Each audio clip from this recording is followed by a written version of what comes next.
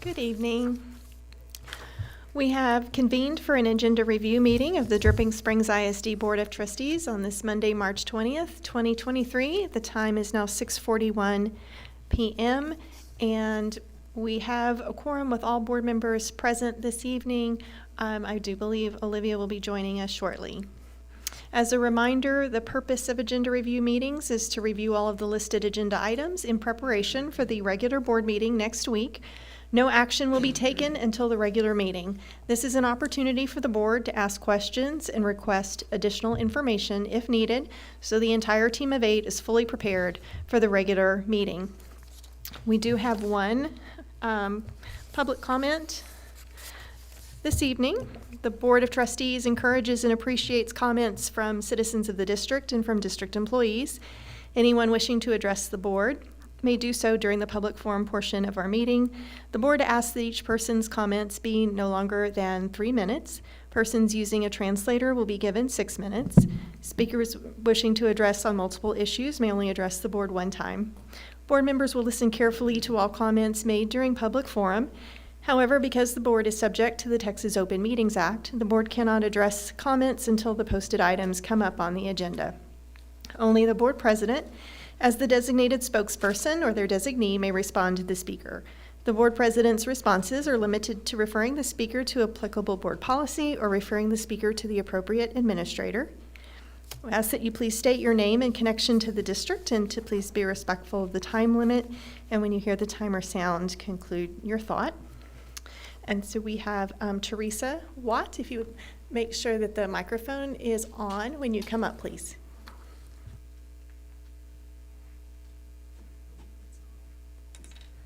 Testing. Hi, I'm Teresa Watt. I am a Driftwood resident in the rural parts of Driftwood. And I wanted to thank you guys, first of all, for being here and listening to my comment today.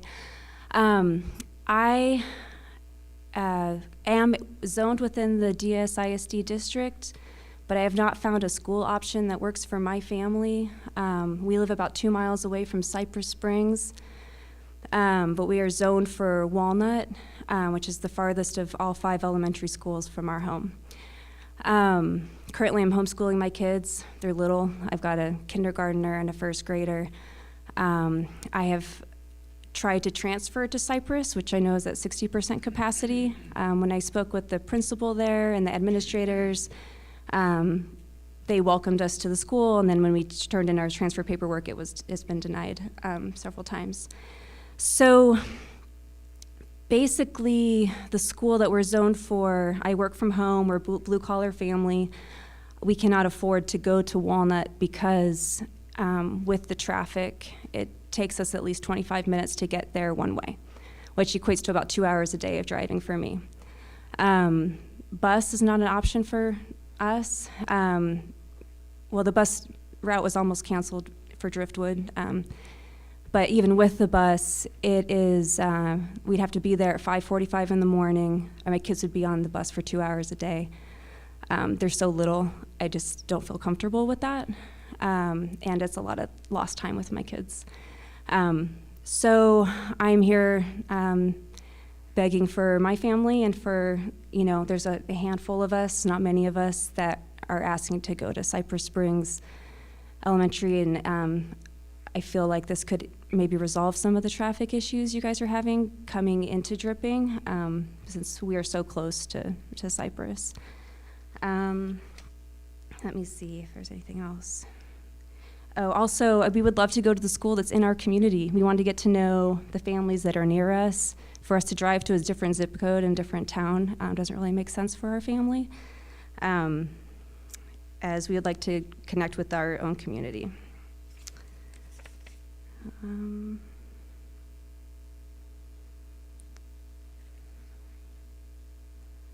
I think that wraps up my comment. I would love to be able to discuss this issue with anyone further and see if we can come up with a solution. Thank you so much. Thank you for being here. And that was it, right? See, Sheila, just the one public comment? Okay. Okay, we will move into our agenda. First is our Learning and Innovation Report with Dr. Kidd.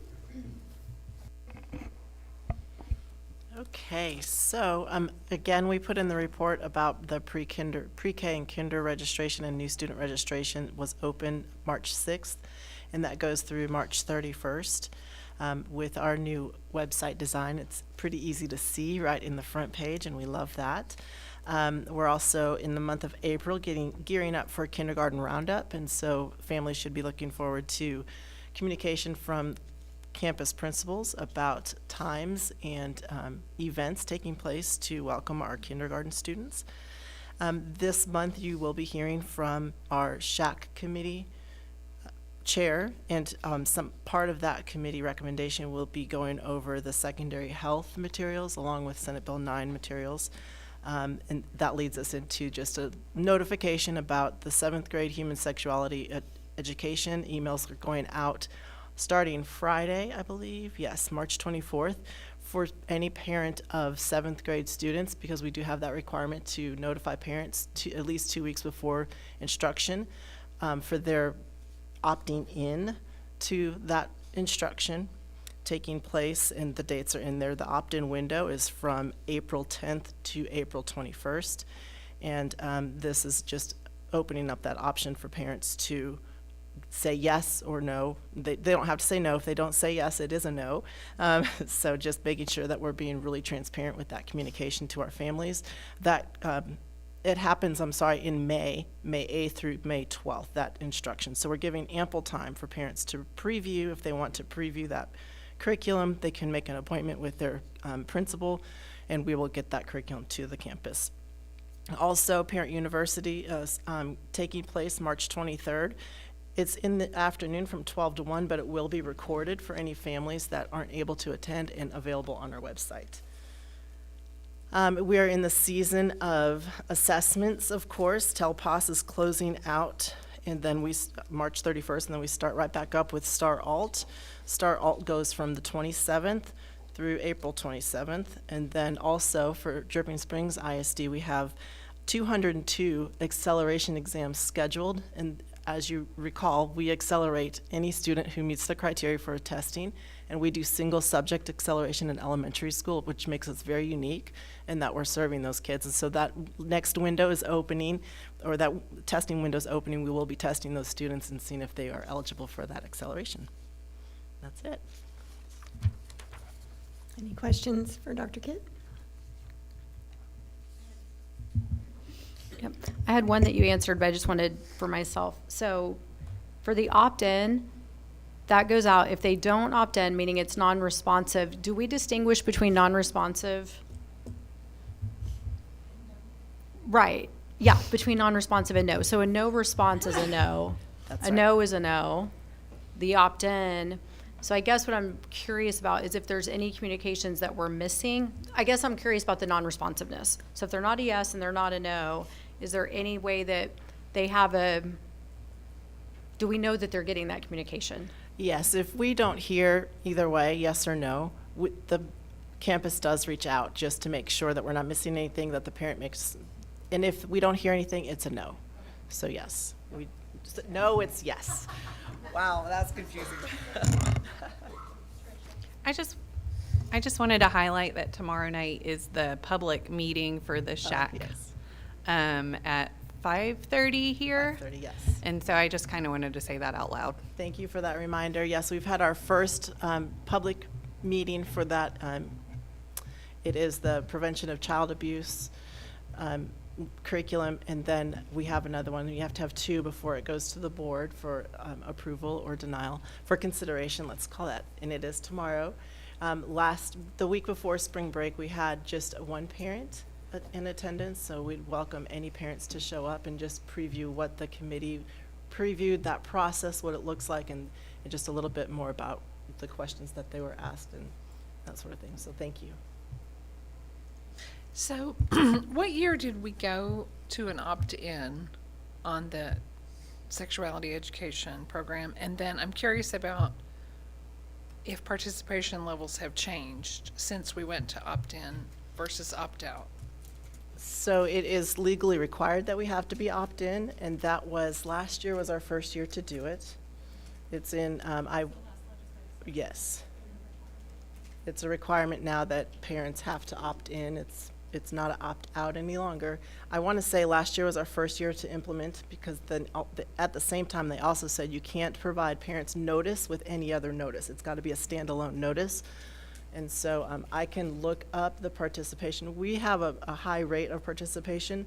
And we also allow parents to pick and choose which days and which lessons to opt into, or if they don't want that particular lesson, they will note that in their communication as well. So I can get numbers after this round to see if it's going down.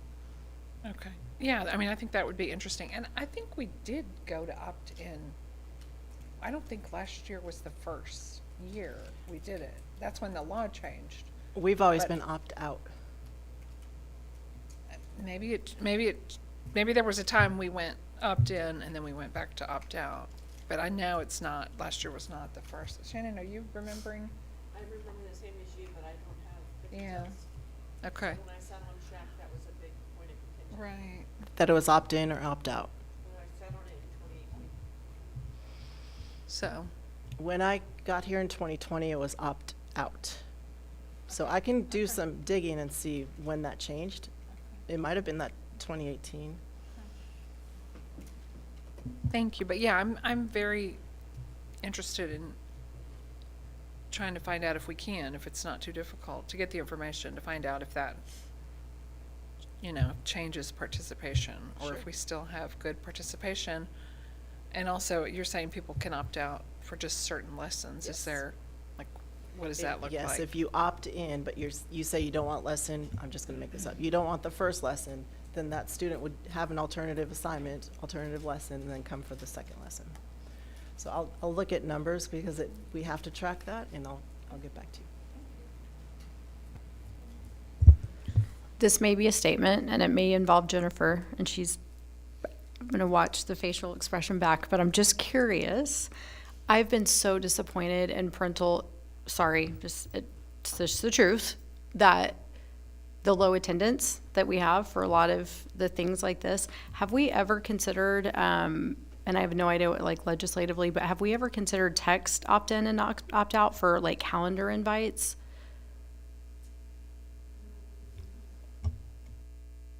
I don't know that we've ever considered it. I don't think we have that functionality, but I'll look into it. I think our text system, because it's used for emergency communications, it doesn't, they can't really opt out of it because we use it for emergency communications. So, but I'll take the action to look into it. Thank you. And I see how that would need to be completely separate. I think I'm thinking more of like a calendar option, right? Like calendar options, you get text, it's add to calendar. I don't know. I don't want to complicate anything anymore, but just wondered if that might be where technology's kind of going. Yeah, and we definitely have, so for instance, like we're preparing for bond information meetings. The team is doing Facebook events for all that. They're publishing the Google link to download it. So I think we're making progress. I don't think we're there yet on the text functionality, but we'll look into it. I will add to just that comment about getting more parents involved. One of the SHAC recommendations you'll hear about the Senate Bill 9 curriculum is they want it to be something that the campus involves parents in prior to the instruction taking place. And so that's one of the recommendations, having it be like a meeting night or something where parents can then also have another opportunity to preview it, because Senate Bill 9 is also an opt-in format, just like human sexuality. So parents have to preview the curriculum, and the SHAC is wanting that at every campus, a night to preview the curriculum prior to opting in. If I can expand on that on 2 seconds, on the last bond, one of the best attendances I saw was I think it was my community, but we did an HOA invited everyone to come, and because it was Zoom, it was like really good attendance, and then we were able to look at like the presentation. That might be something to consider for going over those videos, doing it via Zoom, then parents can ask questions online or out loud. I think we may have higher attendance that way. Yes.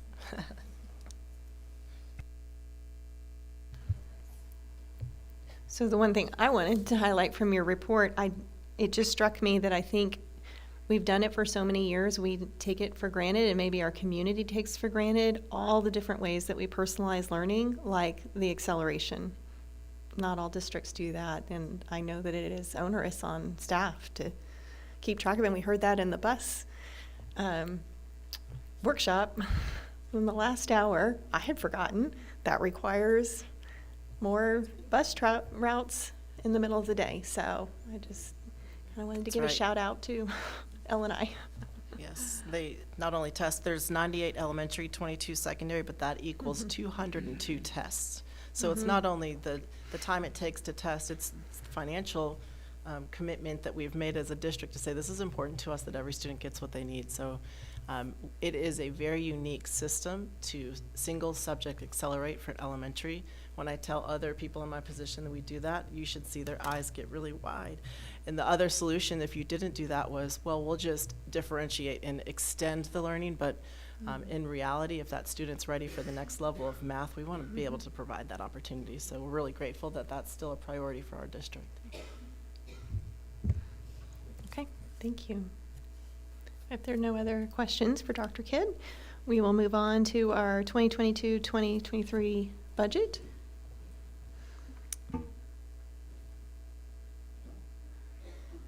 Sorry, I lost my place. Okay, sorry. You ready to Just highlight? making sure you're ready. All right, so we took a deeper dive this month into the projections for the current year.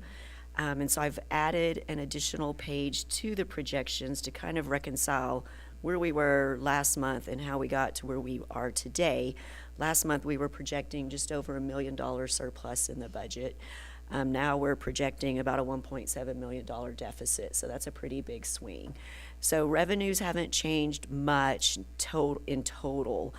You can see a breakdown of total changes to the revenue projections on that second page attachment. So we're projecting about $679,000 more in revenue than we were last month, and that's really looking at interest income and other local revenues, what we've collected so far and what we project through the end of the fiscal year. On the expenditure side of life, however, we've gotten a lot more aggressive in estimating what the cost will be, and a big chunk of that is in the payroll area. So back in the fall, we realigned the payroll budget based on contracts and people that had been hired. But at that time, we did not focus on other payroll items like benefits, the budget for the one-time payment, overtime, substitutes. And so when we look at what we've spent to date compared to those budgets, we're projecting that we will spend more. We also did some of the cleanup that we would do at the year-end final budget amendment, budgeting for Medicare on behalf, which is both a revenue and an expenditure, TRS on behalf. And so now we're estimating that payroll is going to be more than what we were estimating just last month, doing a deeper dive into all of those costs. Last month, we did not include in the estimate the cost of the portables that were designated to come out of fund balance, so that's a $500,000 increase. And then just looking at different departments and where their budgets sit and what we anticipate will happen through the end of the year, increasing some of those estimates. What's interesting is the last 2 years, we don't have really good trend data because of COVID and fluctuations in spending, moving money to ESSER, out of ESSER. And so this is our best guess at this point. I'm hopeful that these estimates are very aggressive and that we won't spend this much, but wanted to bring a more realistic picture at this point. The other thing I want to point out in the traditional first page of the projections, when you look at current revised budget, that's the budget that was amended as of last month. And so there's a very large budget amendment included in this month's packet as well. And so once that amendment is approved, this budget column will change. So it's a little bit confusing because we're comparing projected expenditures to last month's budget, amending the budget this month, and then that amended budget will be reflected next month. So that's a quick and dirty overview of where we're at, and I'm happy to answer any questions if you've had any time to really dive into this or processed what I just said.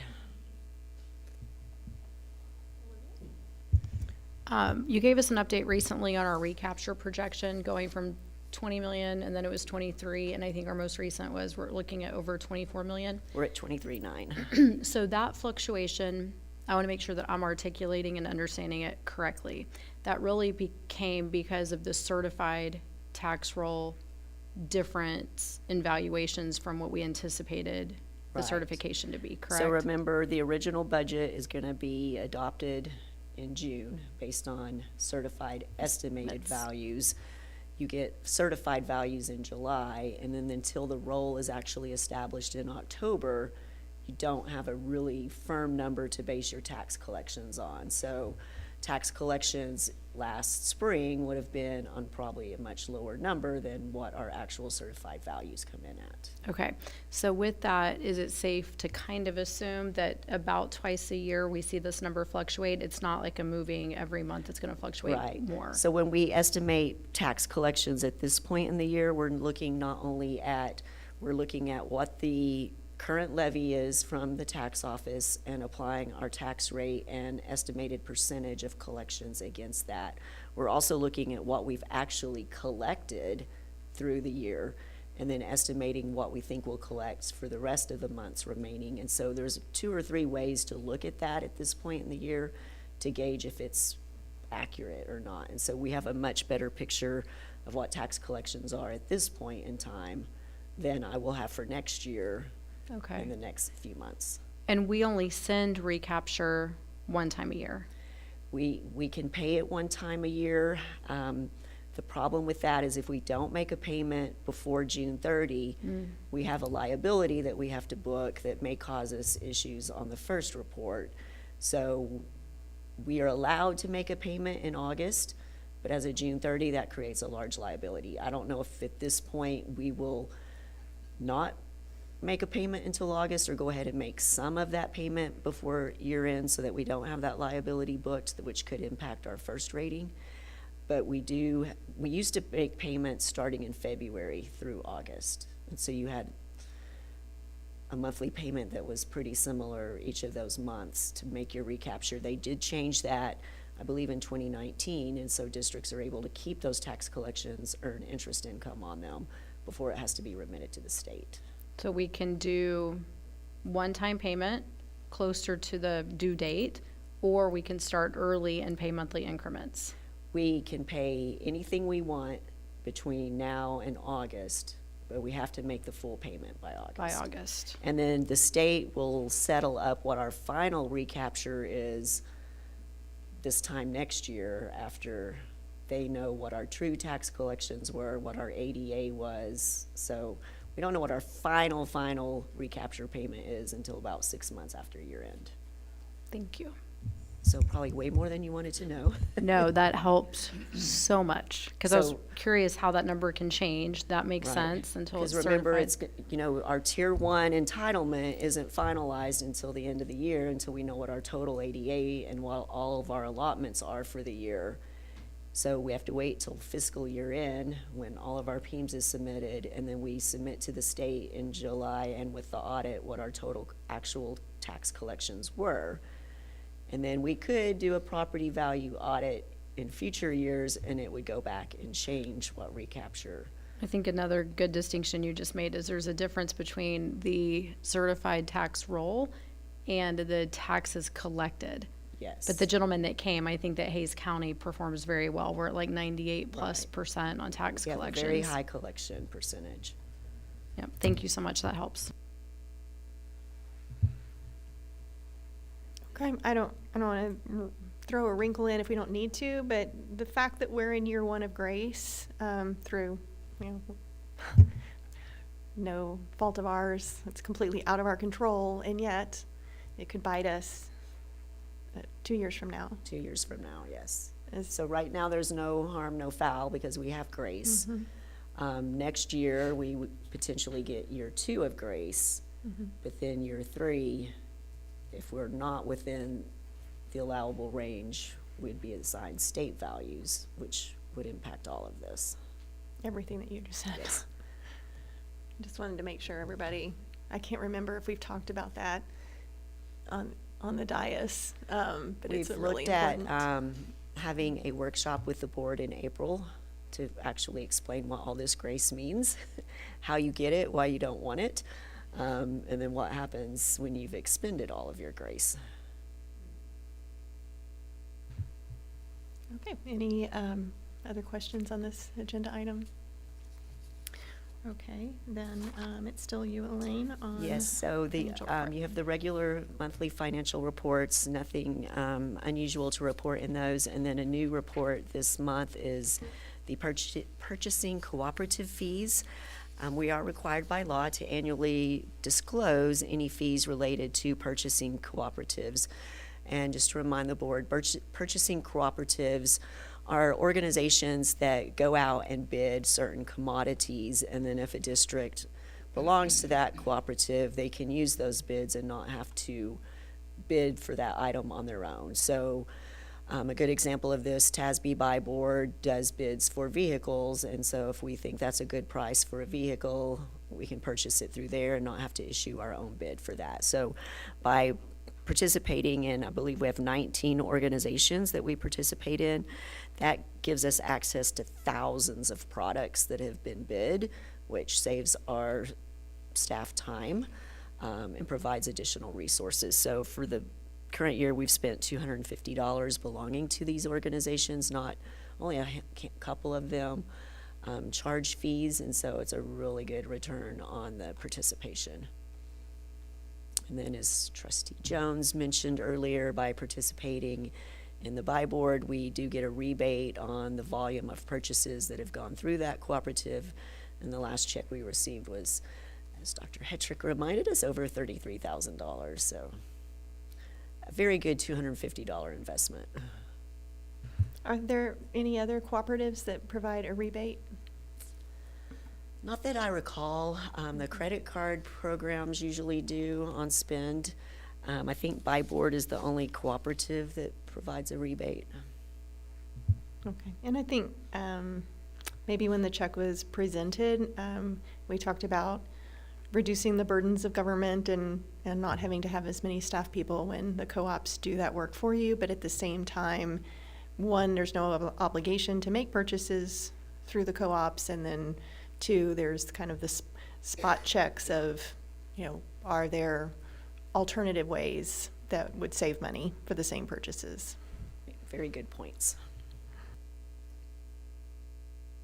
Any other comments, questions? Okay, we are now to construction report. Are we having Clinton come up for this, or? Okay. Is there anything in the construction report that you want to ask Tricia? I just have a quick question about my computer just died. Sorry. The portables that's in the construction report, and it still has the remaining balance. Are we going to see, and I know we're purchasing some out of fund balance as well. Are we going to see these monies go away? Or how does that scheduling work? Yes, so I'm assuming you're referring to the 18 bond report. So you'll see this month we've reflected the additional $342,000 to that line item. So there's an encumbrance as of this report for $410,000. There's been another PO issued that wasn't reflected at the end of February, and then our costs that we expend to actually get them set up and prepped will continue to trickle in as we receive the portables and then start working on them. So eventually, this line item will show a zero balance, and then we'll be using the money dedicated out of fund balance.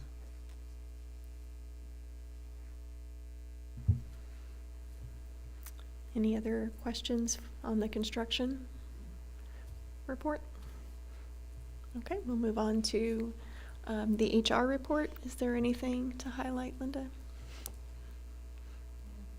No? Okay. Any questions for Linda? All right, Polly? The one thing I wanted to highlight for y'all in the superintendent report is you have from Hayes County Transportation Department just a notice that they're removing the cattle guard near our property on Mount Gainer Road.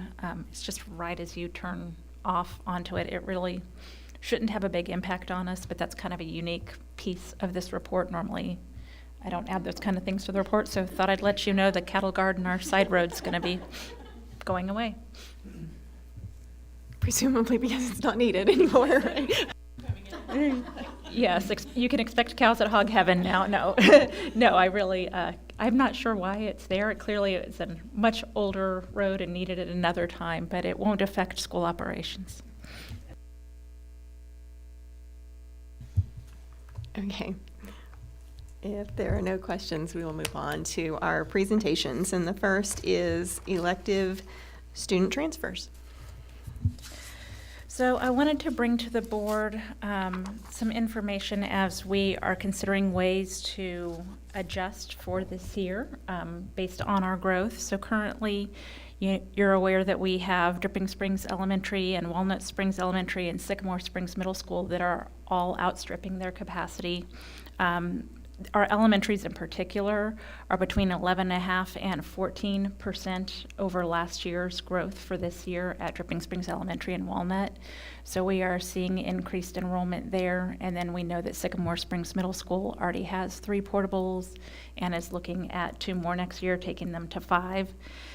So with that, although there are other methods that we are attempting, one of the things that we talked about as possible means for alleviating some of that crowding was not rezoning, because that has a really big impact on our community at large. But we felt like there may be some options to allow families who have that particular need opportunities to transfer to another campus if it's within their route and they're willing to provide the transportation. So we wanted to bring y'all a proposal for that. It would be basically a timeline that we would open it up during May, give them the opportunity after we've started our other transfer process, gone through our normal transfer process, which is our process by policy that we follow our attendance zones.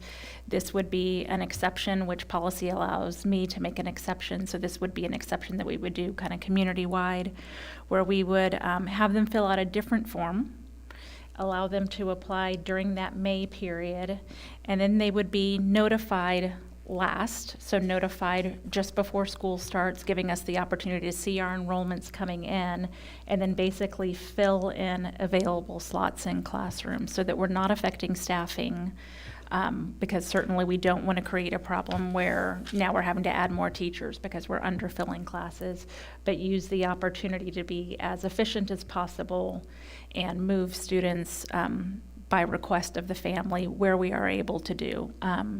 That's going to mean that we have some schools then that are open campuses for transfers and some schools that are not. So we would have, parents could apply for Sycamore Springs Elementary, Cypress Springs Elementary, and Rooster Springs Elementary, and then Dripping Springs Middle School. So basically it would be our campuses that would have portables next year. You would be able to apply out of those schools. Our campuses without portables, you would be able to apply into those schools, keeping in mind that they have differing capacity levels, and so it's going to be based upon availability. But if we have 3 teachers and that's 22-to-1 in 3 classrooms at first grade, and we have 6 seats, we'll fill those 6 seats, but then we're not going to overfill and add more staffing to increase that. So if you have a first grader and a third grader, your first grader may be able to fit, but your third grader may not, just based upon capacity. And so it's kind of targeted. It ends up having to really meet a family's needs, but at least it gives us some opportunities for families. It also gives us the ability to be as efficient as possible with our staffing and our enrollment, and try to pull some of the crowding off of some campuses and make that work at other campuses. So it would be a temporary transfer. We would do it on a year-by-year basis like we do our other transfers. Families would have to apply every year, and it's going to be based on availability every year. So if we have a lot more third graders that move in the following year and we don't have the transfer room, that could be a change that would have to happen based upon that transfer. So it's not a guaranteed forever. It's also not a guaranteed for after we attendance zone. So if we're looking at opening a future campus, or if we have the need to rezone next year because things don't look like we have future campus options, then we would need to be rezoning anyways. And at that point, when we would rezone, those students would revert to our policy and to their zoned school. So there is some family choice and responsibility and factors to understand in this, but we feel like it provides some opportunities in our community, does help with traffic. We know that there are some families who have an interest in this and probably would be willing to take care of it. And so we feel like as a fast growth district, you can't allow choice all the time and staff this way, but while we have the flexibility to do so and can kind of alleviate some of the staffing pressures, it might be advisable. So just wanted to bring y'all our thoughts and get your thoughts. Yeah, my question was, I guess when would the next absolutely required time to rezone be? Well, it depends on what happens. I mean, we could be rezoning for next year or the year after pretty quickly here. I mean, you have to figure it's So one of if a bond passes in the spring, we would rezone in 2 years. in elementary 6 would not open till fall 25. So it would be that fall that we would need to have rezoned for. So if if it this- doesn't pass, we would still need to rezone probably Next sooner. year. Got it. Okay. So this is really for definitely next year, potentially 2 years. Would you do Yes, potentially 2 years. potentially Yes, another you're saying year if- of this elective transfer? Yes, If we a could- bond passes, we still have, I mean, A capacity issue. elementary issue particular, I And guess even 2 yeah. years from now. Mhm. Okay. So potentially it could be some wiggle room and flexibility over the next 2 years. It's a short-term solution to a current problem, yes, but that problem Okay. does persist. Okay. Well, I know since I've been on the board that we have had a community that do want to go to Cypress Springs Elementary, and that's kind of been one of their big issues. I guess logistically, how does that look? Like, how are we trying to, like, when will we know how many third grade teachers we're going to have? Or, how? We will start staffing for that right away. We will have to add teachers typically at the start of the year. That's pretty common for a fast growth district. And so you're adjusting your staffing and enrollment up to the start of school. But part of that is also what's available for staffing. Sure. And so we try to plan that throughout the summer. We're watching enrollment every week throughout the summer and looking at that and making those adjustments. So you might suddenly notice your second grade, you were staffed and then expected that you were going to have more second graders and you don't, but now you've got, third grade, that suddenly more third graders moved in just by the nature of, families moving into the district. And so that's why this would be really the last thing that we would be adding. We'd be Okay. notifying those families right up to the start of the school year timeline to give us the ability to have been watching that staffing, made those adjustments, added those teachers, and then add them in where we're able to fill in slots for families. And how are the families chosen after they apply? We'd do first come, first serve. First come, So we'd first serve. timestamp them Okay. coming in, and then we would make sure that after that, that we were looking, you've got a first, third, and fifth grader, and so Okay. we can do all three, or we can do one, or, Okay. letting them kind of know based on that. But I have seen it before where you end up with, your third grader can get in, but your first and fifth grader can't, and then families have to make that choice. And most of the time, that doesn't make sense for a family, but Sure. Okay. families do it for pre-K sometimes, so they might do it in that kind of situation.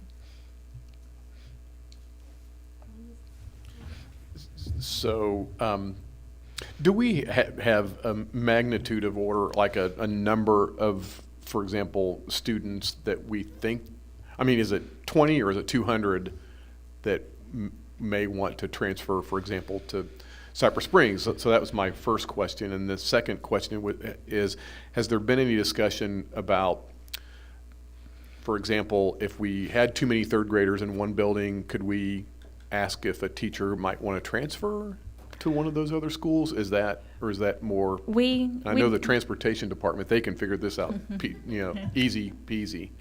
We do that already, so we will ask teachers to move campuses. That's a hardship because you've created a team and a family and a bond. So it's usually, if you have a new hire, you try to move them to a new campus. We are, right now, as we're hiring for teachers, having the conversation about them being hired for the district and not necessarily for a campus, but you are hiring for fit within a team and you are hiring for a bond. So, but yes, that does happen sometimes that we end up having to ask a teacher to move a campus because we have an over-enrollment at a campus and an under-enrollment at a campus. So yeah, that's not uncommon. Thank you. A couple of questions. One is, in the handout in board book, there's a sentence. It says, when selecting a campus, please note that some special programs are only available at select campuses. That is true. Can So you if talk you've me got through a, what program those are? yeah, if you have a family who has a bilingual student, that might not be a possibility. If you have a family in another special program in special ed, that might not be a possibility. So there are certainly certain programs that are only available at campuses. And so right now we transfer our bilingual students all go to Dripping Springs Elementary. So we transfer them all to that campus, and that is their campus because that's the only place that program is offered. So there are some programs that we would be limited in just because they're not available at other campuses. Well, and that's my question. Is it just the bilingual, or you're saying it's also some special education There would also potentially be services? some special education, yeah. And it would also be available as spacing and staffing, so same things. Okay. I mean, that sentence is very general, and I worry about that because, we've had discussions about, right? Some people are saying, complaining, like, how come these, programs or these opportunities are available just at one campus and not at the other campus? And we've tried to say, we've tried to Standardize that where we can. Yeah, we've yes. gone to a lot of effort to try to not have that be the case. But now we're making a general statement, that there are special programs that are only available at certain campuses. I just wonder if we should be more specific about, if it's because you're saying it's very limited. It's the bilingual and it's some special education services. So that's what I'm wondering, if we should be more specific in what we say. Okay, yeah, I can definitely look at that and try and see if I can nail down exactly which campuses and exactly which programs to make sure that we qualify that. I'll see if I can get with Nadine on what special ed programs and just try to make sure we're thinking of them all. And then just a follow-up question about, how does that work, time stamping? Are they going to be able to come in electronically? They would come in electronically. We would do a form, a Google form, Okay. and they just stamp as they come in. So you've Okay. just got them time stamped. Okay, so if a lot of people are lined up to do it, I mean, I remember back in the days, like, in Austin, people would camp out overnight to get theirs turned in. This is gonna be kind of the virtual. Oh, we don't want people camping here. Right, this is the virtual camping out overnight, and they may all Yeah. come in, and they may be, I mean, I just don't know how precise. It's down to the, I don't know. Olympic swimmers, like. they Yeah. just- Yeah, yeah, Yeah, it's down to Okay. the second, yeah. okay. Yeah. And I just feel like that's, I mean, short of lottery or some other, I mean, Yeah. and we could look at a different system if y'all think that's better. Just felt like timestamp at least is clear in a Yeah. ordered list. Okay. So I guess just my comments on it, I personally, I'm in favor of elective transfers. I always have been for many, many, many years, and I've spent many years saying, hey, why can't we look at elective transfers? The answer I've always gotten is It's the very hard to fast growth logistical districts. nightmare. It And is a that's- logistical nightmare. And that's what I worry about. This is I mean, like the public comment we heard tonight. I mean, it's a wonderful, way to address some of those problems. And, we've heard a lot from, that community, and I would love to have a solution for them. But yeah, I worry about kind of what we're creating for ourselves. And I also, with our community, they develop certain expectations. And I mean, we're very clear, it's a one-time thing, you get it for 1 year, that's it. There's gonna be a lot of Yes. people that are gonna, kind of, that's gonna be their expectation. So I worry about that Yeah, also. it's not manageable for a fast growth district long-term. It's a short-term solution. and we're taking on a logistical nightmare, I would agree 100% with that, based on the fact that it helps us in terms of portables. And so it will be a major headache. I promise you that. I mean, it is a lot of work. It's a lot of management. And it is setting some family who's hoping, praying it goes through by some lottery miracle, and then it just doesn't work for their kids or their teacher or their grade level. There is the potential for people to be disappointed. Okay. So yeah, I worry, particularly with your description of it, I worry about what we're taking on, which it pains me to say that Right. because of my personal belief that elective transfers are a great thing, and also seeing the specifics about the families that we know have had hardship because of their zoning. Yeah, and it's based on partial on teacher availability and partial on campus availability. And so it's also, we're not going to add staff to make it work. And I think that can be a disappointing factor too of you could just add another teacher and make it work. But realistically, that's a financial commitment as well as a logistical commitment.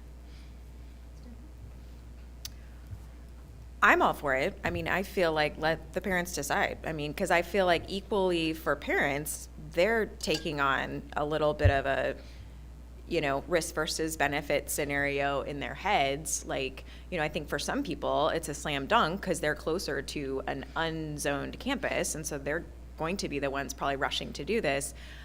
I don't know, to Ron's point, I've talked with several people of the community. This was even a year ago. I remember talking with several people of the community around this issue because there was some other point in time I feel like you and I, Barbara, have talked about this because I am in favor of elective transfers as well, generally speaking. It's sort of like the original form of school choice, just choosing your campus choice. But it was similar, with fast growth, there's certain logistical issues that have come about. But I also, in talking to community members, a lot of people, this is a minority of people. Like, this isn't a lot of students. I mean, most people, once they're in a campus, they want to stay in a campus. So, I mean, I can't predict the future, but I don't really anticipate this being just like this huge straw of students. I think there will be like a select percentage of neighborhoods or maybe, where an individual parent is commuting. And so Cypress is on the way if they're working in Austin. But I mean, it's out of the way for a lot of families out of their zoned campus. So they have to, again, kind of factor in that risk benefit. So I feel like it could be a way to just naturally allow the community to help solve the problem rather than us trying to be more or less kind of puppeteering portables everywhere. But I did have a question, to that end. What is our philosophy going into this? So the time frame that you've laid out, so in May, they're going to, bam, bam, bam, probably May 1st, put all their stuff in. And then you would take that into consideration as you're making finalists, and they're kind of just in a waiting game, through They'll August. still need to be in their zoned school, so they'll still need to be registered and attending their zoned school. We would move them. So I guess my internally question, in the registration process. over to their campus philosophically, with how are approval. we going about this? Are we saying we are hoping to be able to keep all schools at capacity to lower this, and so maybe that means Cypress is at a full capacity, and if we have this many students that are giving this application, are we gonna take the posture of let's try to make this work for as many families that up until capacity of these lower capacity schools? Or are we gonna take the posture of let's just hope and pray for whatever staffing comes our way, and then that's what we can fill? It's the capacity of the school, but it's not adding staff to the school. It's not opening up new classrooms and adding new classrooms at the campus and leaving the other campus then inefficient. So you're going to your zoned school. If we have 4 seats at this campus in first grade, then we're gonna fill every one of those 4 seats in that campus. So again, to Trisha's question, I'm just trying to get really granular so that my brain can understand. We're basing staffing at, say, Cypress Elementary School for next school year, 23-24, based on our 5% growth rate of elementary school. And then if that doesn't meet that number, then we'll have vacancies. Is that what I'm hearing? We're basing staffing on data that we have historically on growth at campuses. So For it's what's not- already zoned, though. For what's already zoned. So it's that 5%, that like low It's- growth number we're going by? It's not, because not every Okay. campus grows at the same rate. So Walnut Springs Elementary is growing at 11.5%.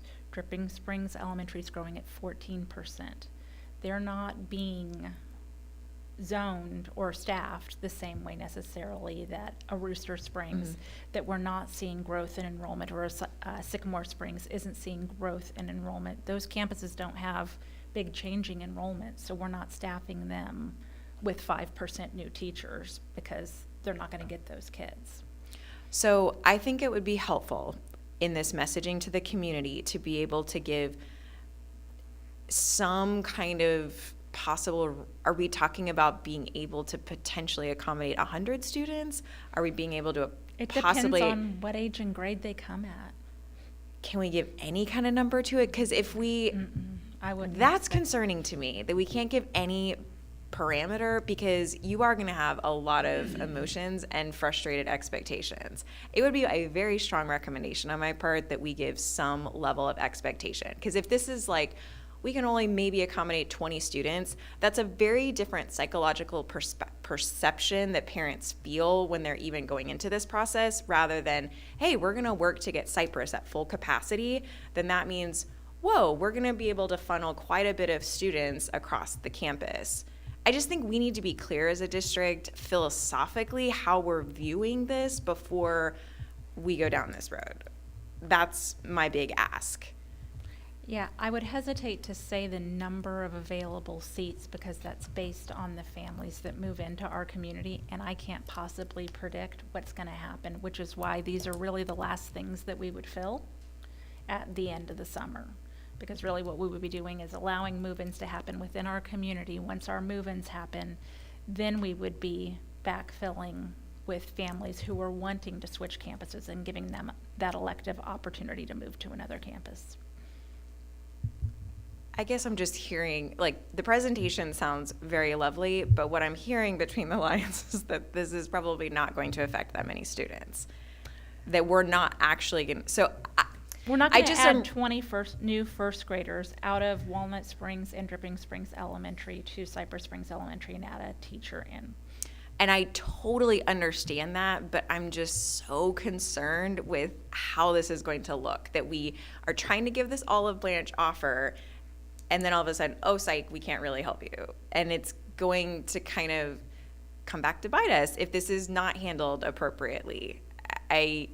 So it may be too much for us to consider then. I mean, to your concern about the situational, expectation of I mean, the they're going community a whole forward. summer of hoping and praying. And I mean, I can imagine if I was that family that's like hoping and praying on this, and you're like kind of banking on, because then, private schools are filling up, your homeschool options filling, like your other options for alternative education or other options for your children is filling up and then at the last minute, we're going to tell, 90% of people that applied no, then we shouldn't have even done this to begin with. So I mean, I think I would love to do this because I think this makes a lot of sense. I think it makes a lot of sense to naturally let the community decide, being able to like shuffle from, overpopulated campuses to underpopulated campuses.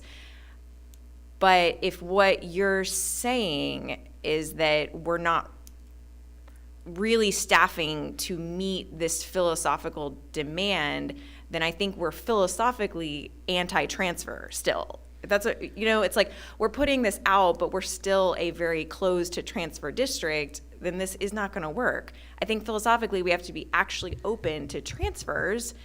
And I think based off of the results you get in May, you maybe do hire an additional first grader come August because you're saying, wow, this could solve our portable problem here, and so let's find that extra teacher at that campus.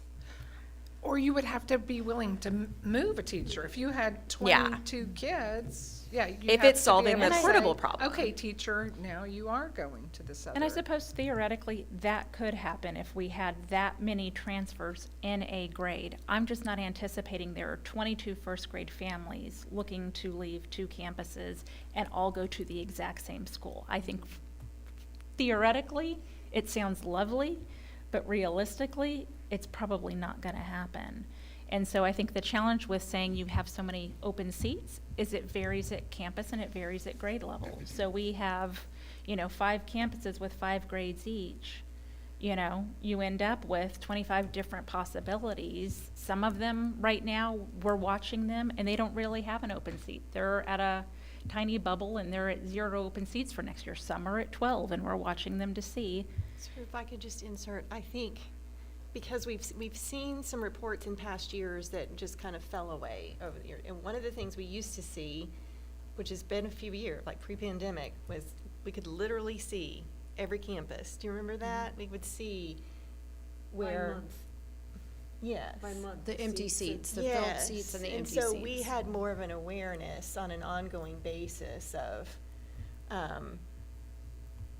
and so maybe for next week too, some of what Barbara was talking about of the reasons she was told, it's a logistical nightmare for administration to do this in a fast growth district, planning on a long-term basis, because that's what I hear you asking for. So we just need to have full information of. I'm even suggesting long-term is at a year. I mean, I'm not suggesting that this is what we're taking on, but I think the minute you open this option, we need to be on the same philosophy of what this program means to us. Like, if we are saying, all I'm saying is, if we're gonna open this in May, is this going to influence staffing for the fall? If the answer is no, I find that problematic. There's your bottom line. Took And me a I while to think- get to it. And I think the if our- goal was for it to be as staffing neutral as possible. When and you're we're just talking about a hoping that teacher- naturally happens, right? Yeah. And I it think if probably could. I think if it naturally fell, that it were truly able to add a whole teacher based on it and fully staff a classroom, that would be worth it. But that's $65,000 of inefficiency, and we're trying to push the other way. We're trying to push to be more efficient by saying, we know you would rather go over here because it's convenient for your commute. We have the open seat, and for this time period, it helps us with our portable issue. So we are going to go through all this rigmarole to try to fit every family exactly where might fit better for them from our overcrowded campuses. And I know that time is not on our side with this, but I guess, I believe it was even Olivia that had brought up at a previous meeting at some point, even kind of pulling the crowd. Like, I sort of see the May applications is a little bit of both, right? It's your application and it's a little bit of a pull of the community, like who even wants this? I still think, though, we should take some kind of stance on this a little bit. Like, I guess that's what I'm asking for. Like, philosophically, do we really want elective transfers because we really want less crowding? Then I think that's going to come through in however we're communicating this program and staffing for the fall versus, hey, this is potentially an option, but we're really hoping that people don't, am I making sense? I feel like I'm saying the same thing 20 times, but like I'm not. May I? I see an opportunity for distinction of vocabulary here, because I think that elective transfer gives a very illusion of open. As many parents that want to move from this campus to this campus, we're going to staff, we're going to accommodate. Really what we're talking about is an if. If we have available seats, we'll make these accommodations if it fits, so it's a much smaller population. Some type of diagram with the available seats. To me, seats is a great vocabulary term. We're used to seats. I think we use that in a lot of different formats. But if CSE has 7 seats open in first grade, 4 seats open in second, what we're doing is we're taking each student as an individual. So every application is, which actually that's why I wanted to speak at first. I just wanted to say with the time-stamped applications, my recommendation, and it may be what you're already doing, anticipating doing one student, because if one family submits one app, as you said, in 3 different grades, first, third, and fifth, but we can only accommodate the third grader, to me, it makes sense that they come in on separate applications. But, no. I've normally done them on one application before, but Whatever- just- whatever well, just works on the because back most families end. want to come as a family. Yeah. No, yeah, but they are, even when they're submitting with all three, whatever's easier on the back end. But I do think that there's a huge distinction between elective transfers and what we're talking about right now for a temporary solution. So I think we literally need to come up with a name for it. Like, Well, Does- and I don't want the elective piece to throw you off, because we did talk about that and trying to come up with that. I think one of the challenges of giving the open seats is I can tell you what we have projected for open seats. That is what we project for open seats today. That is I not what we agree. project for the open seats at the start of school. And so you have to understand that we're still anticipating families move in. I don't know what age kid they're coming with. that's right. It And goes back so to the projecting- if we have available seating. It's essentially like waiting to buy tickets for ACL. You wait and you refresh and you refresh. We're just saying, if we have available seats, and it's gonna be a challenge like for the temporary families because transfer. they're waiting. But we won't know because we have to accommodate the families first who are zoned.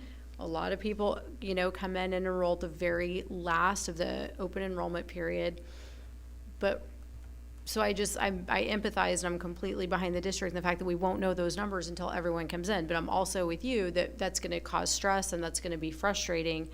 But we are talking about if there's available seats, and it will be if at each campus, and it will be if at every grade level. I just think there needs to be just a distinction. Change the title from elective transfers to temporary transfers. Temporary transfers. to Temporary under- limited. To under-enrolled campuses. Temporary Oh, limited. I like yeah. that. That kind of solves it in itself. I mean, we need Yeah, to it clearly helps. define, but. But I agree, I mean, yeah, we have to decide what is our philosophy about Well, and if your transfers. staffing is neutral, then I think that's a commitment the district makes. Our staffing will remain neutral. Or, I mean, I don't know, I feel like there's some variables that need to be a little bit more in stone, like, going into this process. Like, again, I still, Olivia did clarify some, but I still think philosophically my question is not, like, getting traction, because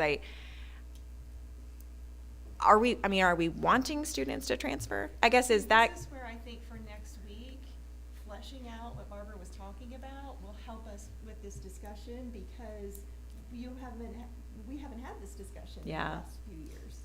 So that's step number one. I mean, this is why we have agenda review, right? We need to Right. know what to have for next week. So, help me understand what Barbara's asking for, so that I know what I'm pulling and putting together. So in years past, when you said you were in favor of elective transfers and you got pushback every year, it was because of X, Y, Z issues. What are those? Like, we'll talk about those Okay. and why this is a temporary. It's because you're staffing, and that's very expensive, and if you're off by 3 teachers, you're already off by, almost $200,000. And so every staffing position that we add and change is expensive to the district, so you have to be as efficient as possible in that. When you are taking in these transfers, your enrollment is continuing to change beyond the first week of school. So you are not only changing up until the day school starts, but you're buffering into September and October, where our enrollment continues to grow all the way up to snapshot. So it's not even a first day of school challenge that you're working against. It's into October, and knowing what families and homes are still on the market being built, being moved into, even after school starts, because our enrollment continues to grow all the way up to snapshot.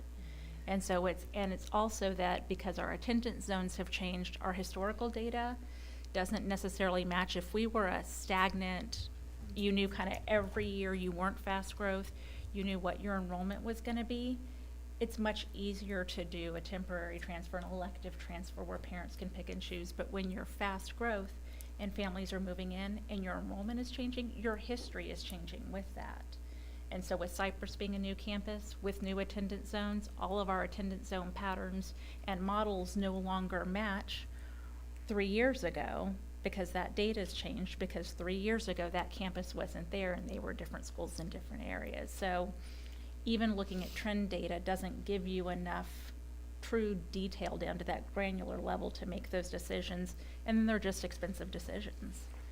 You know, there's a major cost to adding more teachers and being inefficient with teachers and being understaffed at under campuses or being overstaffed at campuses. So you mentioned that's the other piece I'm worried about is because we have traditionally had move-ins, you know, into the fall, probably more so than other districts. And so we've managed that as a cushion because we know that's coming. Then what happens to our cushion? Because if you're identifying at a certain time early, you know, before school starts, here's how many seats, and I'm gonna give away all those seats. Have you given away that cushion?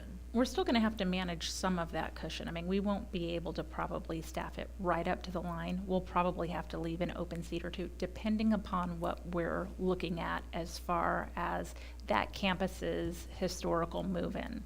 So we'll try to look at, typically in the past, did that campus grow a lot between first day of school and snapshot? And we try to track that data because certain campuses have more mobility, more move-ins, more builds happening. Those are going to be the campuses that are going to have more of that. I don't anticipate, like a Rooster, for example, will have as much fluctuation just because those are kind of already staffed, established neighborhoods. They're not, or zoned established neighborhoods. They're not going to have families moving in and out at nearly the same rate that you might a Walnut, which has a lot of newer homes coming in. And so we'll try to buffer for that. But this is why, again, it's a administrative logistical nightmare because you are behind the scenes trying to look at a lot of data and make every decision very carefully because it is, you know, a major challenge. And there are families that are hoping to get in or, you know, really desiring to get in. The other way to do it is just stand by our attendance zone policy as we've always done and say, you know, we know that we have overcrowded campuses and we're going to, you know, continue with that until we're not able to. And then we'll rezone and we'll go by our zones as we've done. I mean, there's a reason that fast growth districts do that. It's because it really is the most manageable. It does set people's expectations, and when you set the expectation and follow the expectation, then families know what they can expect. I think my last ask, I would like to see even how much money this saves us on portables if we can get to potentially lower capacity at higher capacities campuses. You know, what would be a big hope in this? Not much. I don't think it's really saving us a ton on portables. So this I still think we're going to need them. But go ahead, keep going. Yeah. And or overcapacity. I guess I don't know why we're even thinking about this then. To manage the people. resources as efficiently as possible. So I guess that's what I'm asking. Like all of the, I mean, I'm kind of listing off some in my head, but like what are really all of the benefits of this? Because I'm hearing all the negatives, I'm hearing all the reasons in the past we can't do it. Obviously, you're bringing this to the board, so this outweighs all of these negatives. So what are all of those positives out there? And just ballparking, probably Dripping Middle is the most variable enrollment number of the campuses we're looking at, because Rooster, Sycamore, Cypress might also be more variable, but Rooster, but 2 of the 4 there's not, I think, as much the fluctuating campuses are our overcapacity campuses. Right. I'm in favor of it. I'm really excited that y'all are bringing this to us. I just kind of want to flesh it out philosophically and all the benefits of this and what we're really hoping our outcome come the fall looks like.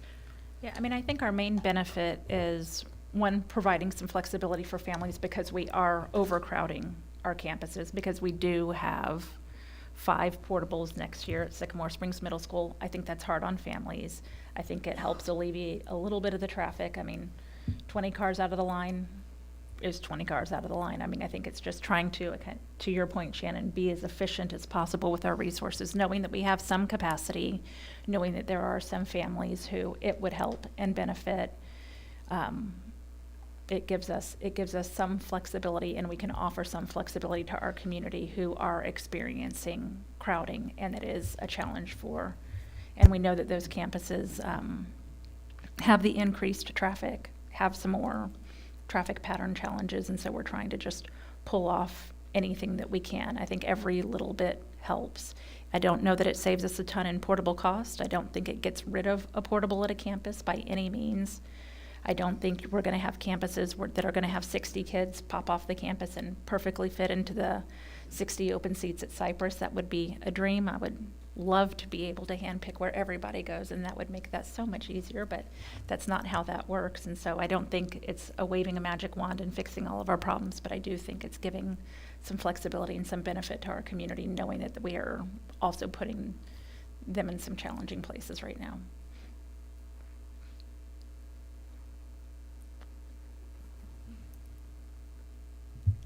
Okay, so we'll have a little bit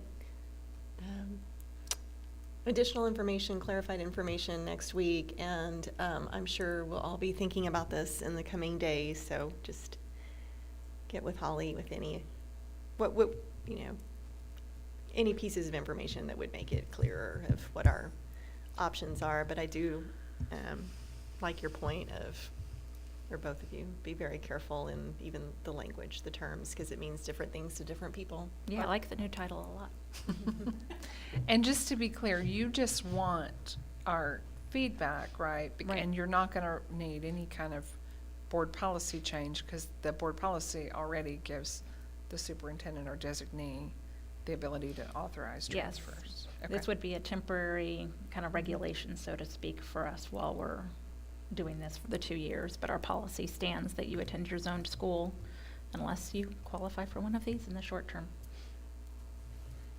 I am struck by, again, a couple of things of, we take all kids, no matter when they get here, no matter what their needs, no matter how old they are. We take everybody when they arrive in our district. And then also just, I know you've heard it even since you've been here of, oh, this, you get the summer off and it's actually the busiest time for your team. Mm-hmm.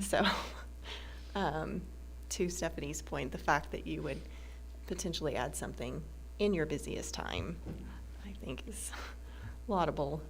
So we will just try to get it right. Okay. We will move on to SHAC recommendations. Dr. Kidd? Yes, so as I mentioned during the L&I report, we will have the SHAC committee chair present the recommendations to the board, if that's okay.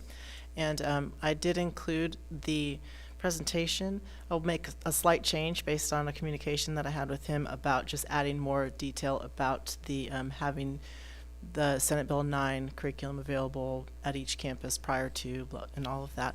And then also what the SHAC is recommending for that Senate Bill 9 Play It Safe curriculum is in the inaugural year, really picking and choosing certain grade levels and then moving forward, making it more of a vertical, holistic, supportive curriculum for all students in every grade level.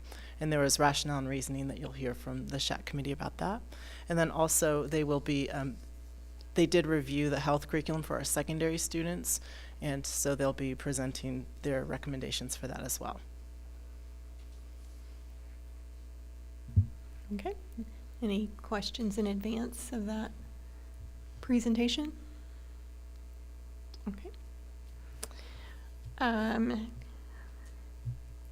Lots of things in our activity report, and we'll just give another plug for the work that Elaine's been doing with Taxpayer Tuesday. I tell people all the time it's very valuable information. Are senior portfolios done? Well, Olivia had gone to one later, so that's why I didn't know if she... Did anybody else sign up for a senior portfolio when they extended the deadline? I think it's long done, because I got notices on both my kids that it was complete over 2 weeks ago. Yeah, I think you did yours in the second wave, though, that was after the last board meeting. I did mine in the second wave, yes. And at that time, they were still Second wave, looking did to fill you did slots. first wave, okay. So it's if y'all want it on there twice. You did it last month. I didn't know if, because you had one, y'all want another one on Is there? it or if something you don't. want to speak to next week? Yeah, definitely. Okay. Yep. Our Rooster visit, we had the GAP graduation.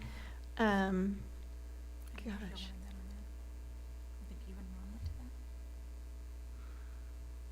Were you there? I can't remember. Yes.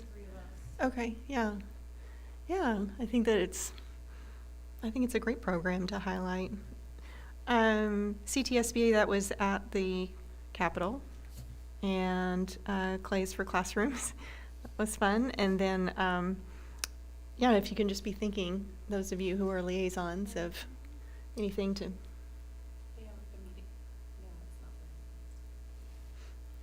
Oh, you know what?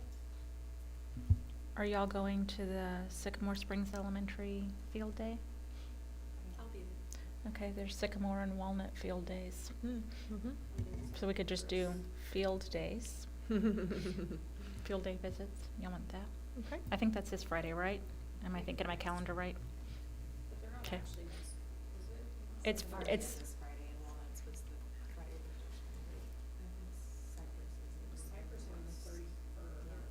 So then we'll do that one next month. All right. 'Tis the season for field days. We'll Mhm. add that. Okay. The first action item is consideration of external auditor. Elaine? Yes, so we have received the engagement letter from Whitley Penn to perform the audit for the current fiscal year 22-23. This would be the first renewal of 4 that are allowed under the bid that was done in 2021. They're estimating the cost of the audit at $51,000, which would include 3 major federal programs. We typically have 1 or 2, so 3 should be enough. And so if the board is happy with the services of Whitley Penn, we would be asking for approval of their engagement letter. And then they would come early June to do their first on-site field work, and then sometime in September. Janet? On page 7, can you tell me why it references Tarrant County on taxes? I just wonder if there's a mistake in the engagement letter. It says all taxes will be paid on amounts billed to Tarrant County. It's kind of odd since they're in Austin. That is probably an update that they didn't. Good Catch. catch. I will have them change that, so you don't Thanks. have anything in Tarrant County. Barb? And just so y'all know, I will probably abstain from this vote next week. I use Whitley Penn for litigation consulting services. Obviously, I do that because I have a good opinion of their services, but yeah, I will abstain from considering this next week. Actually, will you even be here next week? I may not. So you may not Be have here, to yeah. abstain, so you may be. True, missing good a few point. board If I'm members here, next week. I'll abstain. I just wanted to make sure. I think I already said that there would be a few missing.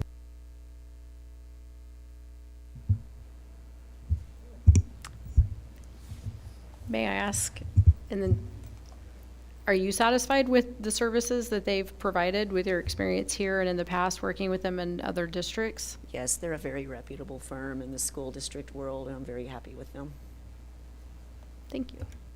And I'm trying to see if we can get the audit finished by October for approval, but it's really tight.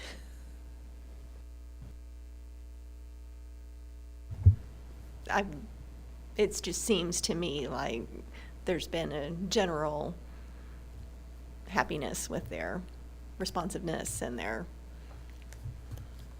just attitude. Okay. Thank you for that catch, Shannon. If there are no other questions, we'll move on to budget amendments. Elaine? So kind of mentioned this in an earlier agenda item, but we're really monitoring where we are in the budget since we did not create this budget, but inherited it. And when I say we, I mean myself and Director of Finance and other accounting staff. And so we are presenting a pretty large budget amendment at this time to more align with where we think we're going to be at year end. Some of the highlights, so we are increasing the general fund revenue budget by 4.5 million of that. That is an increase to tax collections, interest income, and then nearly $1 million decrease in state aid due to the proration of the formula transition grant that we learned of in February. And then, like I said, something that would normally happen at year end with the final budget amendment, but going ahead and increasing the budget for TRS on behalf of Medicare Part D, which is an accounting entry at year end. So overall, an increase to the revenue budget of $4.5 million, offset by an increase to the expenditure budget of $5.8 million. $3 million of that, again, related to recapture. So recapture is budgeted as an expense rather than a contra revenue account. And then that same increase to expenditures for TRS on behalf Medicare Part D. And then as we're looking at where we are in other miscellaneous budgets, so this is a positive thing in that our cost for beyond district competitions, both athletics and extracurricular, has exceeded what we've budgeted, and so adding $66,000 there. We did find a mysterious order that was placed without budgetary control. We've now put in budgetary control in Skyward, so requisitioners can't enter a requisition if there's no budget for that, but we did find a PO for nearly $18,000 for band instruments that had been placed before the budgetary control. So need to add some budget for that, for band instruments. Don't know how that actually got through. Additional increase to May bond election costs, some translation services, and then some items for the new Center for Learning and Leadership that are not provided for in the budget for that facility. So again, the budget and the projections are two different things. Overall, this budget amendment will show a deficit of $2 million, but we just went over, we're actually projecting that at 1.7. So this is a big cleanup budget amendment. Will help us prepare better for year end, the final budget amendment, and just really realigns all of our revenues and expenditures where we think things are today or will be today, or will be at the end of June.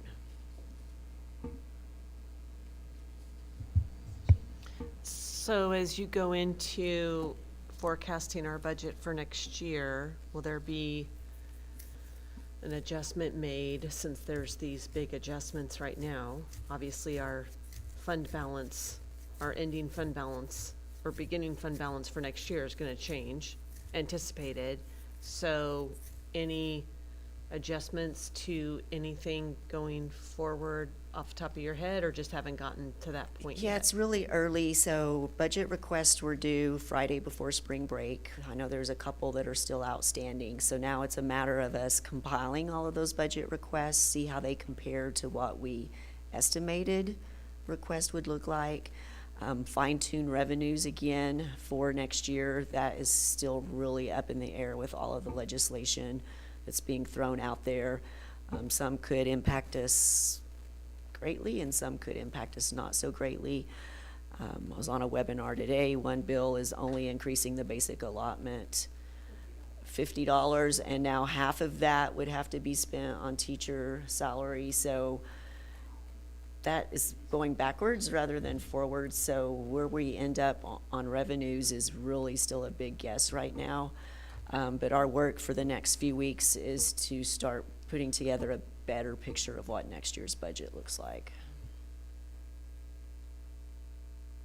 And then I would hope we wouldn't have a large cleanup like this next year unless it's related to legislative, because we've built it and we've accounted for everything. Such a palpable downer of like $50.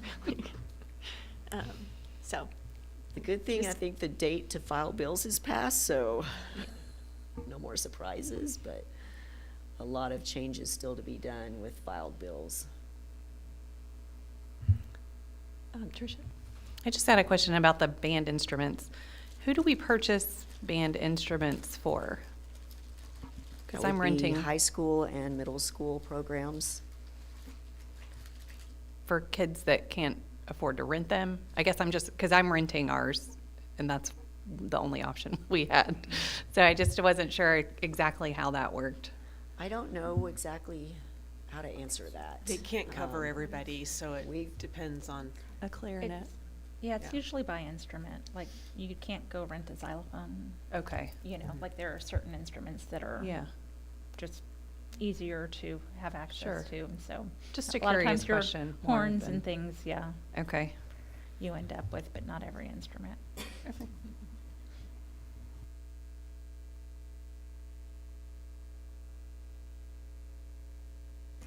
I was going to say that as a band parent, I've had the pleasure of renting them and also just providing the insurance depending on the cost of the actual instrument. So the larger and the more expensive, typically the school district owns that and you pay the insurance for it. And then for the smaller instruments like saxophones, clarinets, flutes, we buy them as parents. Okay, and so if I understand correctly, with a lot of these, you could have waited, but you might as well, like, do the adjustments now, and it'll help facilitate. Right. Okay. We could have pushed some of these to year end, but might as well do them now that we know about them.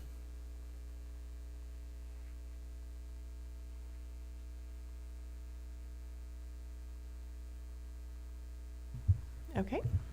If there are no other questions, we will move on to consideration of Senate Bill 9 curriculum. Dr. Kidd? So I feel like I'm beating you over the head with this tonight, but after the SHAC committee chair recommends, this is the actual action item for the board consideration regarding the curriculum recommended by the SHAC. And of course, just as a reminder, it is an advisory body. It's required by law, but it is advisory, and so we have to actually vote. Okay. Also, the secondary health curriculum, same. Any questions there? I just had a quick question. This book, is this the only book that's available for our state? It was the only book that made it through the State Board of Education process and also TEA because it aligns 100% of the standards. There were other qualifiers, but they only aligned to the standards at a lower percentage, 50 or 60, but this was the state-approved, TEA-endorsed adoption. Yes. If I was just wondering if it could go to Okay. consent, but maybe that's something we keep a vote on. I don't know. I would probably not put anything related to SHAC in consent, because it Okay. gets people very excited. in a good way. Great way, in a great way. Thank you for clarifying. No, they were, they read these books like forward and backward, and yes, excited. They are committed SHAC members. I've been very impressed.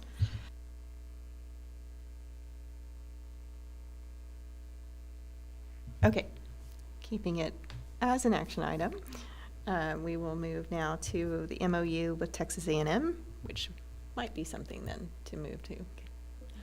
So this is for any of our student teachers or students who are at A&M and want to come and do observation hours. This is just our agreement with the university that kind of outlines that we'll provide them with a positive mentor and do the professional learning with them, and then they will make sure that on their side they're doing background checks and all of those things to make sure that student is ready to be in our classroom with our students. And so this is pretty standard. We're actually going through the process of pulling all of our MOUs for student teachers to make sure that they're all up to date, but this is just the one. It's in its 3-year cycle, and so it's ready to be updated. Shannon? I would say consent, but I also, can we just really work on the MOUs and trying to get as many into one cycle not cycle as far as year-wise, but in one fell swoop that we can get as many as possible. So if you are looking at those, that they come to us more in a group instead of one by one.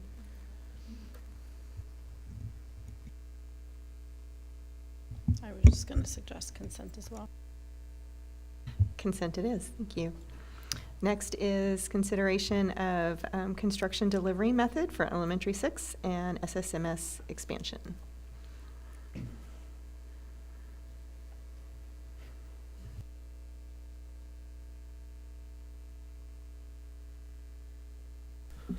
Okay, thank you, Madam President and Board.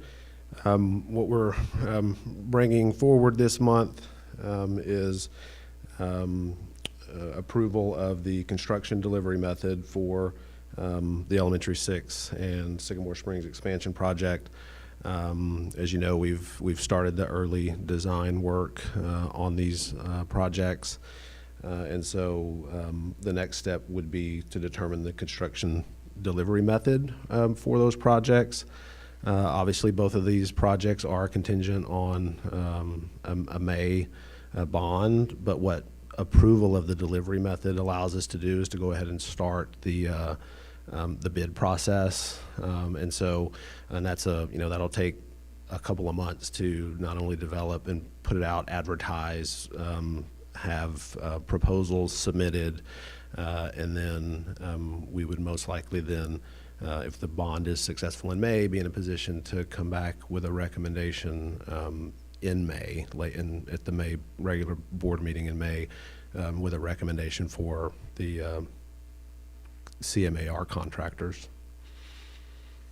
And just a little bit of background on CMAR. One of the reasons that we prefer CMAR on, or that we recommend CMAR on, especially larger projects, is it allows us to bring that construction manager or construction management firm on earlier in the design process, which leads to a more efficient design process in terms of just the overall efficiency, and also in terms of ensuring cost effectiveness in the design process. So, be happy to answer any questions. My memory is that this has been the CMAR is what we've used historically, and it's worked well for us. Yes, especially on larger projects. I think we use the CMAR delivery method on all the projects in the 2018 bond. I think the last project that we used CSP on was the Sycamore Springs, the parking lot expansion project that was actually paid for out of 2014 bond savings. And then I think we also did a CSP on the turf and track replacements. That was the only 2018 bond projects that I think that we did as a CSP, was the turf and track replacements. Okay. No other questions for Clint? Olivia? Just to clarify and make sure I understand, it's my first rodeo. Essentially, the action item is going to be a yes or a no on the construction delivery type, which is the CRMA. CMAR. And then will Sycamore Middle and E6 be two separate action items? It's just one. For delivery method, Right. it's one, but when we Okay. bring Yes. the actual recommendation Right. for the contractor, most likely that would be two. Yes. Okay, thank you. Yeah. Okay. No other questions? Thank you, Clint. You're still up for the wage rates. Prevailing wage rates, yes. Then this goes hand in hand with the construction delivery method. Chapter 2258 of the Texas Government Code requires that on any construction projects awarded by a political subdivision, including school districts, that we have an approved schedule of prevailing wages. And so the schedule of prevailing wages, it's information that's pulled from the U.S. Department of Labor and Bureau of Labor Statistics for the Central Texas area, including Hays County. And so that becomes the minimum scale, or the minimum wages for each of those categories that a contractor or subcontractor can pay employees that work on our construction projects. Can this go to consent? No, I was just going to say, I think the only reason to keep it would be just to highlight the fact that this is law for us in terms of the efficiency of, but what, is that what you were going to say? I was going to say that, to leave it. We'll make it quick. All right, thank you. Let me just ask a few questions about it. I'm just curious. Have you seen much change in the prevailing wages? I mean, I'm looking at it. you know, construction laborer, 1356, they're gonna be Yeah. hard pressed to find Not- construction laborers who are gonna Right, and work again, for it, yeah. 1356. Again, this is the, like, the absolute minimums that they can. And even going back and comparing, the last time we did this was early on in the 2018 bond projects. And typically, school districts will do this every couple of years. I compared to a couple of surrounding districts. I think Lake Travis's is from like 2 years ago. Leander did one a couple of years ago. There's not a whole lot of, some of the categories will have changed by several dollars, and some of them are very close to what they were in the last scale that we brought. And again, the contractors are in a very, just like we're in a very, it's a very competitive market. They're paying in most cases significantly higher than these minimum wages. Yes, it's a floor by law. It's not Right. the norm. Okay. The last item is also you, Clint. Our solid waste collection and recycling services contract. Yes, going, oh, Sorry, hang on. Did you have something I'm for really the? sorry. Go Yeah, I ahead. had something on the prevailing wages. Again, just to understand, the action item is to approve that we understand the state mandated minimum wages. Well, just the law of minimum wage, not the numbers. Just the law of minimum wage. But we're saying for transparency's sake. Yeah, no, I Right. agree, not doing consent. I just want to make sure that I understand the action Mm-hmm. action item is approving what? the prevailing wage scale that's attached, and then that becomes part of the backup documentation. That's why it's important that these are kind of together, is that when we advertise and we put out a request for proposals for construction manager at risk, this then becomes part of the backup documentation that goes with that. It's an attachment. Okay. All right, any other questions before we move on to the last action item of waste and recycling? Yes, nothing like finishing up with waste and recycling, right? Yeah, so back in late 2020, the board approved awarding RFP 2021-002 to Texas Disposal Systems for our solid waste, our trash pickup and recycling services. The initial agreement was for a 2-year term and then also allowed for the option of up to 5 additional 2-year renewals. And so we've been very satisfied with service from TDS and are recommending a 2-year renewal. Okay, any reason to not move this to consent? Okay. Barbara? Can you just give us a little more information, though, about the recycling program and how that works? Is it single stream? Is it? It is, yes, it's single stream recycling. So we have each campus has it's a dumpster size recycling dumpster, and then within the campuses, they can have either a large container or small containers that then gets collected and put in the recycling. And so the recycling is single stream. It's for plastic, aluminum. You can put cardboard boxes. So yes. Does that answer the question? Or? Do we encourage that on our buildings? And do we have one in here? We do encourage it at at buildings. It's some campuses are some of it is also student driven, and so some campuses are much more active than others. We do actually have recycling here. I think there is a big recycling container over in the main building. There's not one in this building, but we can certainly get one. Or in this room, we can certainly get one added. That would be awesome. Yeah, my wife gives me a hard time at home because I literally will recycle like a bottle cap. So, yeah. Okay. If we can get a recycling bin. I was going to check with Barbara. Barbara approves consent? Okay. contingent on having a recycling container in, yeah. All right, thank you. All right, thank you, Glenn.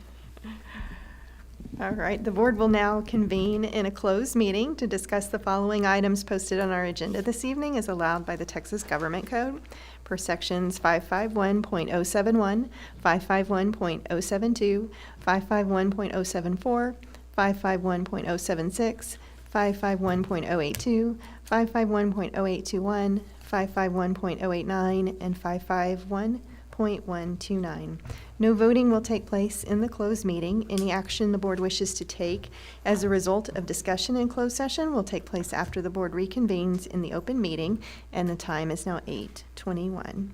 Thank you for joining us.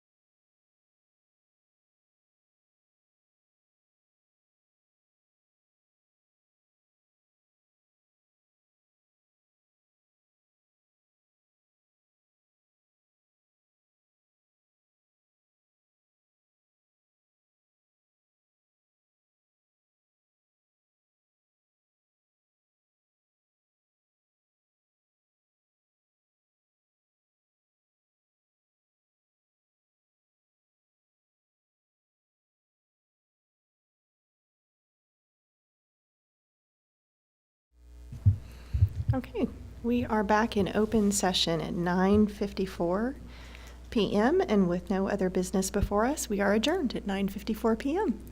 Good night.